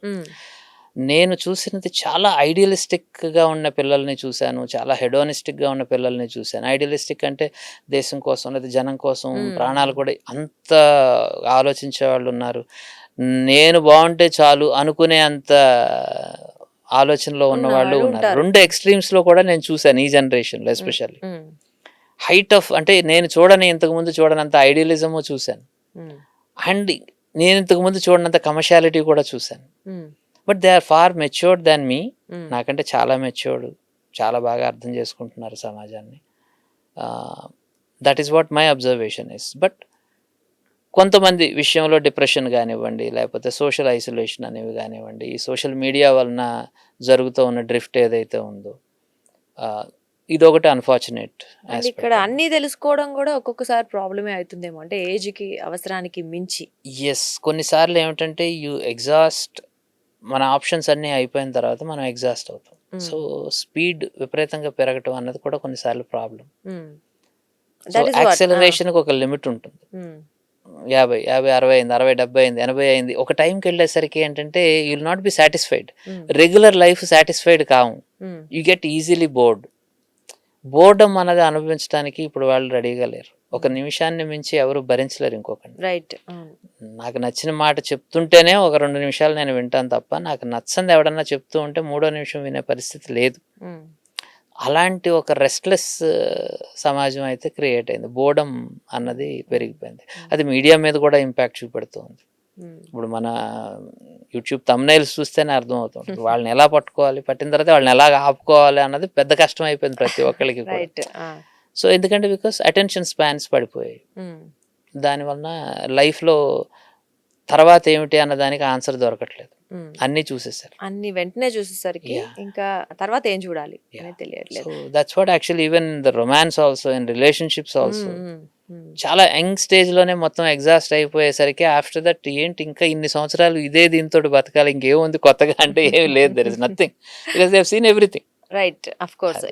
సో కొంచెం slow down is what actually is required. Okay. అంటే ఇక్కడ ఇంకొకటి, మీరు వెళ్తూ ఉంటారు కదా ఎప్పుడైనా, అంటే మీకు కొంచెం బోల్డ్ కంటెంట్ ఎక్కువ ఉన్న మూవీస్ లో కొన్ని బోల్డ్ కంటెంట్ ఉంటుంది. ఎప్పుడైనా అడిగారా ఎవరైనా పిల్లలు? ఎస్, నేను పిల్లలతో చాలా ఓపెన్ గా డిస్కస్ చేస్తాను. పిల్లలు కూడా, నేను ఐఎమ్ వెరీ ఫార్చునేట్, నాతో ప్రతి విషయం కూడా షేర్ చేసుకుంటారు. ఏం అడుగుతారండి వాళ్ళు? అంటే లైక్ వాళ్ళ కాలేజీలో వాళ్ళ స్కూల్లో జరుగుతుంటే మ్యాటర్లు అడుగుతూ ఉంటారు. మీ సినిమాల్లో బోల్డ్ కంటెంట్ చూపిస్తున్నారు, యూఆర్ ఎంకరేజింగ్ అన్నట్టు అని వాళ్ళు ఆ క్వశ్చన్ చేయడం జరిగిందా? They never asked. ఇది ఏమన్నా ఎక్కువ అనిపించిందా అంటే ఇదేముంది మామూలే కదా, రెగ్యులరే కదా అంటున్నారు. Far matured, far matured. మన ప్రెజుడిసెస్ కంటే కూడా ఫిల్మ్ మేకర్స్ కంటే ఆడియన్స్ ఎప్పుడు మెచ్యూర్డ్ గా ఉంటారమ్మా. Right, that's what I believe. ఎందుకంటే వాళ్ళ కలెక్టివ్ ఇంటెలిజెన్స్ ముందు ఎంత పెద్ద మేధావైనా కానీ 4 స్టెప్లు 10 స్టెప్ల కింద ఉండాల్సిందే. కలెక్టివ్ ఇంటెలిజెన్స్, వాళ్ళందరూ కలిస్తే వాళ్ళకున్న ఆలోచనలు, వాళ్ళు ఒక్కొక్క ఫ్రేమ్ని అనలైజ్ చేయగలిగే అంత గొప్ప క్రిటిక్స్ ఉన్నారమ్మా. I respect them hugely. అందుకే వాళ్ళు ఎవరన్నా క్రిటిసైజ్ చేసినా, కామెంట్ చేసినా, లీస్ట్ అంటే ఐ నెవర్ గెట్ హర్ట్. ఎందుకంటే because they know everything. So ఎలాంటి కామెంట్స్ వస్తుంటాయి మీకు? అన్ని రకాల కామెంట్స్ వస్తుంటాయి. వాళ్ళకి నచ్చకపోతే నచ్చలేదని ముఖం మీద చెప్తారు. ఏ మాత్రం డిప్లొమసీ అది కావాలని కోరుకోరు. So they are open. అంటే వాళ్ళు ఇప్పుడు కొంతమంది కామెంట్స్ చేసినప్పుడు అరే అంటే ఇలా చేయకుండా ఉండాల్సిందేమో అనుకున్నారా ఎప్పుడైనా మూవీ గురించి? అది ఎప్పుడు ఎవరికైతే మాట కానీ సినిమా కానీ ఏదైనా కానీ బయటకు రానంత వరకే మనదమ్మా. బయటకు వచ్చిన తర్వాత ఇట్ ఈస్ ప్రపంచాన్ని అది. వాళ్ళు దానికి ఏం చెప్పినా కానీ దాని నుంచి మనం ఏమైనా లెసన్ నేర్చుకోవాలనుకుంటే లెసన్ నేర్చుకోవచ్చే తప్ప రివైండ్ చేసుకోవాలనే ఆలోచన మాత్రం లేదు. నాకు ఫ్యూచర్ ఉంది కదా, this is not my last film. నేను ఎప్పుడైనా ఎవరైనా కామెంట్ చేసినా కానీ ఈ సినిమాలు అలా కాకుండా ఇలా చేసుంటే బాగుండేది కదా, చెయ్యొచ్చు కదా. This is not my last film bro. నాకు I have many more films to do. I take your feedback. మీ ఫీడ్బ్యాక్ తీసుకుంటా నేను. నా నెక్స్ట్ ఇట్లో నేను బెటర్ చేసుకుంటా అంతే తప్ప నేను నిన్నటితోటి ఆగిపోయి మొన్నటిగా గురించి ఏదో ఆలోచిస్తూ అంతకు ముందు రోజు ఏదో చేసుంటే బాగుండేది అనుకుని ఆగిపోయే మైండ్ సెట్లో నేను లేను. I'm looking for tomorrow. Okay. So మీ మీ బ్రెయిన్‌లో ఉన్న ఆ లైన్స్ ఏమన్నా ఉంటే చెప్తారా? అంటే ఇప్పుడు ఇదేమో ఒక వేశ్యల గురించి, నెక్స్ట్ లెస్బియన్ గురించి ఉన్నారు. ఇంకా సొసైటీలో చేంజ్ తీసుకురావాలి అనుకున్న పర్టిక్యులర్ పాయింట్ ఏదైనా ఉందా? నో చేంజెస్ అని చెప్పను కానీ there are Of course, many expose points. చేయాలి. There are Right. Many points. నాకు నేను అవి నా ఇంటరాక్షన్స్ లోనే వస్తూ ఉంటాయి. నా రొమాంటిక్ క్రైమ్ కదా, క్రిమినల్ ప్రేమ కదా, ఇవన్నీ స్టోరీస్ కూడా ఇంజనీరింగ్ కాలేజెస్ పిల్లలు నాకు ఇచ్చిన టిప్స్ బట్టి నేను తయారు చేసినవి. ఈ కాక్రోచ్ అనే సినిమా నేను కలిసిన కొంతమంది క్రిమినల్స్ నాకు చెప్పిన కొన్ని స్టోరీస్ని. నేను కొంతమంది క్రిమినల్స్ని కూడా కలుస్తూ ఉంటాను. పోలీస్ ఆఫీసర్స్ని ఎంతమందిని కలుస్తాను, ఈక్వల్గా నేను క్రిమినల్స్ని కూడా కలుస్తూ ఉంటాను. వాళ్ళ స్టోరీస్ తెలుసుకుంటూ ఉంటాను. సో నాకు పోలీసులు చెప్పిన కథలు, క్రిమినల్స్ చెప్పిన కథలు, నా జర్నలిస్టులు చెప్పిన కథలతోటే కాక్రోచ్ అనేది తీశాను. సో అలా నాకు ఇంకా ఏవో ఇంట్రెస్టింగ్ స్టోరీస్ నా దేనికి ముందు తీసుకొని వస్తారు. నా ఆడియన్సే నాకు కథలిస్తారు. నా న్యూస్ పేపర్ నాకు కథలిస్తుంది. ప్రతిరోజు ఛానల్లో ఏదో ఒక స్టోరీ రన్ అయ్యి నన్ను ఇన్ఫ్లుయెన్స్ చేయొచ్చు. నన్ను అడగొచ్చు అది సినిమా తీరనన్నాను ఒకసారి. I might do a film. And ఇంకా ఇక్కడ రీసెంట్ డేస్ లో చూసుకుంటే మీరు అన్నట్లు ఓవర్ మెచ్యూర్డ్, అంటే 20 ఏళ్లకే 60 ఏళ్లలో తెలుసుకోవాల్సినవి తెలిసేసుకుంటే అన్ని తెలిసిపోయినప్పుడు ఇంట్రెస్టింగ్ గా ఉండదు. So at the same time హింస పెరగడం అవ్వచ్చు, సూసైడ్ టెండెన్సీ, వాళ్ళు చనిపోవడం లేదా అవతల వాళ్ళని చంపడం అనే ఒక క్రూరత్వం పెరిగిపోయింది. దీని గురించి మీరేమంటారు? ఇప్పుడు మార్చాలి అంటే ఎలా? మనం సెన్సిటైజ్ చేయటమేనమ్మా. మార్చటం అనేది నేను చెప్పాను కదా, అగైన్ పెద్ద పదం అవుతుంది, కానీ సెన్సిటైజ్ చేయటం గురించి ప్రయత్నం చేయాలి. సో ఎవరైనా డిప్రెషన్లో ఉన్నప్పుడు ఇంతకంటే పెద్ద ప్రాబ్లమ్స్ ఉంటాయి, వాట్ ఈస్ దేర్ అని చెప్పడం కోసం ఒక ఇన్స్పైరింగ్ ఫిల్మ్ ఒకటి అవ్వచ్చు. వాళ్ళకి 2 కాళ్ళు లేని అతను కూడా వెళ్ళి పెద్ద కాంపిటీషన్లో గెలుచుకొని వచ్చాడు, లుక్ ఎట్ దెమ్ అని చెప్పడం కోసం ఇవన్నీ విజువల్ మీడియా ఉపయోగపడవచ్చు. ఎనీథింగ్. సో వాటన్నిటికీ కూడా మీడియా పాజిటివ్గా హెల్ప్ చేస్తే డెఫినెట్గా చాలా మందిని ఇన్ఫ్లుయెన్స్ చేయొచ్చు, చాలా మందికి ఉపయోగపడవచ్చు అన్నది. బట్ డిస్కషన్కి అయితే ప్రతి ఇష్యూని తీసుకొని రావాలమ్మా. స్వీపింగ్ అండర్ ద కార్పెట్ అనడానికి అగెనిస్ట్గానే నేను కొన్ని ఫిల్మ్స్ చేశాను. అదే నా థాట్ ప్రాసెస్ కూడా. అంటే కార్పెట్ కింద చెత్త తోసేసి చాలా బాగుంది కదండి మా ఇల్లు అని చెప్పుకుంటూ ఈ హిపోక్రసీతో బతకాల్సిన అవసరం ఏం లేదు. నా ఇంట్లో లోపం ఉంది, నేను ఒప్పుకుంటాను అంటే అది క్లీన్ అయిపోతుంది.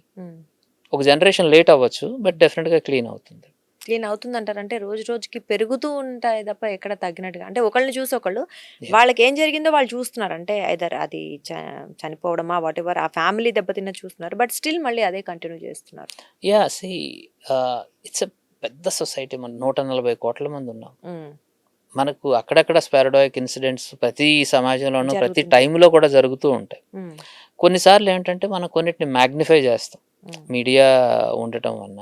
మనకి ఇక్కడ జరిగిన సూసైడ్ గురించి తెలుస్తుంది, వైజాగ్లో జరిగింది తెలుస్తుంది, ఉత్తరప్రదేశ్లో జరిగింది తెలుస్తుంది. ఇవన్నీ ఒక దగ్గరికి కలెక్ట్ అయ్యేసరికి ఏమైపోతుందంటే అది ఒక హ్యూజ్ నెంబర్లా కనపడుతూ ఉంటుంది. ఇప్పుడు చాలా మంది అంటున్నారు ఆడపిల్లలు అంటే భయం వేస్తుందిరా, ఎప్పుడు చంపేస్తారో తెలియట్లేదు అనేది. 4 న్యూస్లు కంటిన్యూస్గా వచ్చేసరికి చాలా మంది ఈ మాట మాట్లాడిన సందర్భాలు కూడా ఉంటాయి. సో ఇది అగైన్ మళ్ళీ లేబులింగ్.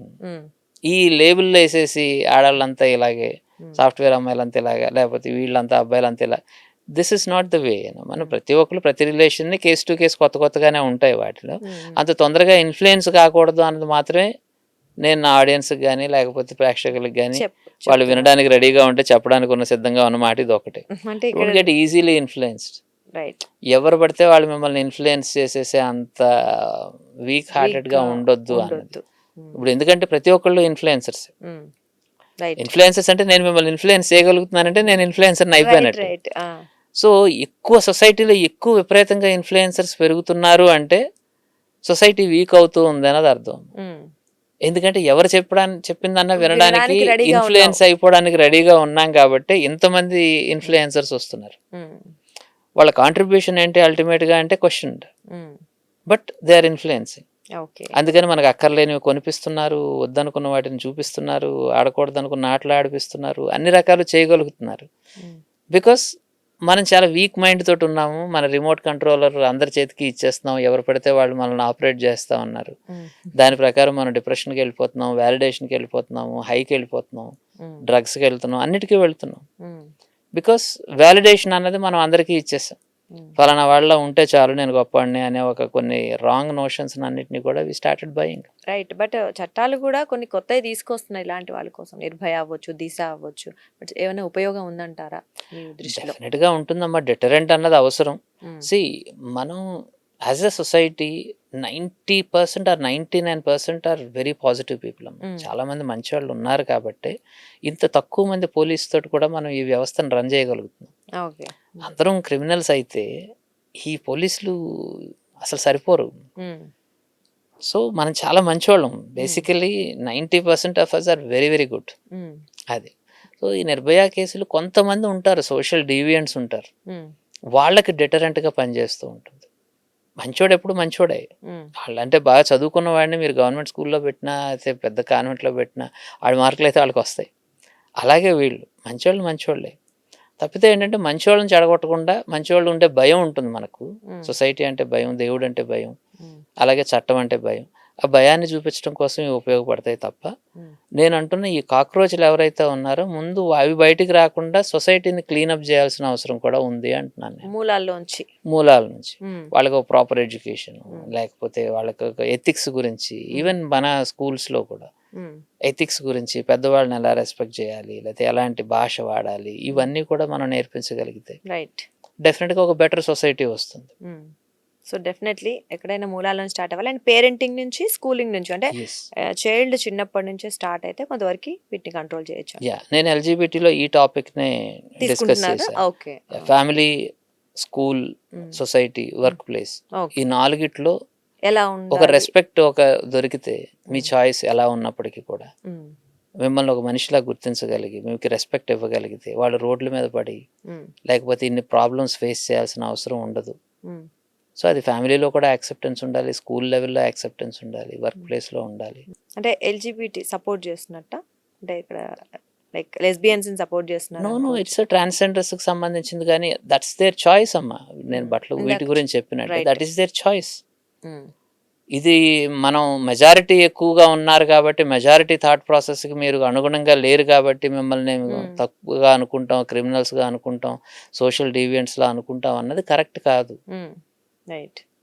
90% ఒకటి అనుకోవచ్చు, 10% వేరేగా అనుకుంటే వాళ్ళందరినీ క్రిమినల్స్ అనేస్తే ఎలాగా, లేకపోతే వాళ్ళు సోషల్ డీవియంట్స్ అంటే ఎలాగా, వాళ్ళు అన్యాచురల్ అంటే ఎలాగా, తప్పు కదా అది. That is what actually Indian judiciary is saying. అది. ఫైనల్గా కాక్రోచ్ మూవీ గురించి ఏం చెప్తారు వ్యూవర్స్కి? Cockroach is an honest film అండి.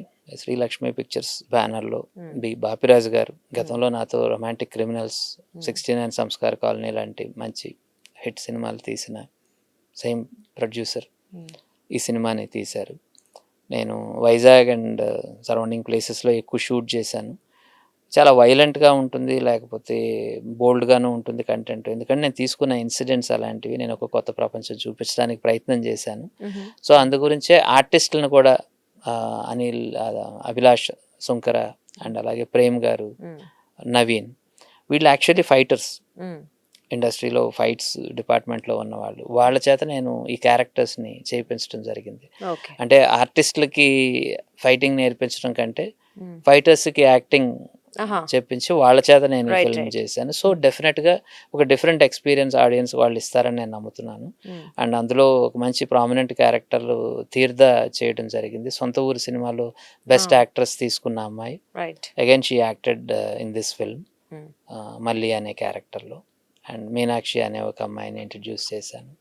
So it's an interesting film and I hope అందరూ ఎంజాయ్ చేస్తారని అయితే మనస్ఫూర్తిగా కోరుకుంటున్నాను, ఎంజాయ్ చేయాలని అనుకుంటున్నాను. అండ్ డెఫినెట్గా ఇంకొక పాయింట్, పిల్లలు చూడొద్దు, సెన్సిటివ్గా ఉన్న వాళ్ళు దయచేసి థియేటర్కి దూరంగా ఉండండి. That's what I request. Super అండి. మీ మూవీ నిజంగా అంటే సోషల్ అంటే ఈ ఏదైతే సమాజం ఉందో ఆ సమాజంలో ఎంతో కొంత మార్పు తీసుకురావాలని నిజంగా మనస్ఫూర్తిగా కోరుకుంటున్నాం. మంచి హిట్ అవ్వాలి, అలాగే ఇలాంటి అంటే ఇంకా ఎన్నో కదిలించే అంశాలను మీరు తెరపైకి తీసుకురావాలని కోరుకుంటున్నాం. All the best year. Thank you very much. So అదండి, అంటే మన సునీల్ కుమార్ రెడ్డి గారు చెప్పినట్లు అంటే మన సొసైటీలో చాలా ఉంటాయి. ఆయన చెప్పినట్లు మనం అంటే బయటకొచ్చిన బొద్దింకని మాత్రమే చంపుతున్నాము. లోపల దాగున్న వాటిని మనం చూడలేకపోతున్నాం. లేదా అవి రావడానికి కారణాలు ఎతకలేకపోతున్నాం అన్నట్లు నిజంగా మన సొసైటీలో చాలా ఏవైతే మురికున్నాయో అవంతా చాలా ఉంది. డెఫినెట్‌లీ ఇలాంటివి చూసినప్పుడు అది ఎందుకు జరుగుతోందని ఆలోచించాలి తప్ప, మళ్ళీ ఇలా జరిగింది కాబట్టి మనం కూడా అలా చేయాలని కాకుండా దాన్ని ఒక మోటివేషన్ లాగా తీసుకొని ఆ సొసైటీలో అలాంటి ఏమైనా తప్పులు జరిగినప్పుడు నిర్మూలించే ఒక పద్ధతిని మనం కనిపెట్టడం ఖచ్చితంగా అవసరం. ఏదేమైనప్పటికీ కూడా ఒక మంచి అంటే మన జీవితాల్లో జరుగుతున్నటువంటి విషయాల్ని తెలుసుకోవడంతో పాటు ఏమైనా తప్పులు జరిగినప్పుడు దాన్ని వెంటనే గుర్తించడం కూడా చాలా మందికి అవసరం. అదే ఆయన ముఖ్య ఉద్దేశం అని చెప్తున్నారు. ఏదేమైనప్పటికీ కూడా ఈ కాక్రోచ్ ఏదైతే మార్చ్ 6న రాబోతుందో అది చాలా మంది జీవితాల్లోని అంశాల్ని స్పృశించి అలాగే కదిలించి మనని మార్పు వైపు తీసుకెళ్లాలని మనస్ఫూర్తిగా కోరుకుంటున్నాం. అండ్ దిస్ ఈజ్ ఇవాల్టి మన special chit chat with Sunil Kumar Reddy garu. నమస్తే. సాక్షి టీవీ ప్రసారాలను నిలిపివేయడం చట్టరీత్యా నేరం. సాక్షి టీవీ ప్రసారాల కోసం మీ స్థానిక కేబుల్ ఆపరేటర్ని వెంటనే సంప్రదించండి. డిటిహెచ్లో, ఇంటర్నెట్లో కూడా సాక్షి టీవీ ప్రసారాలను వీక్షించవచ్చు.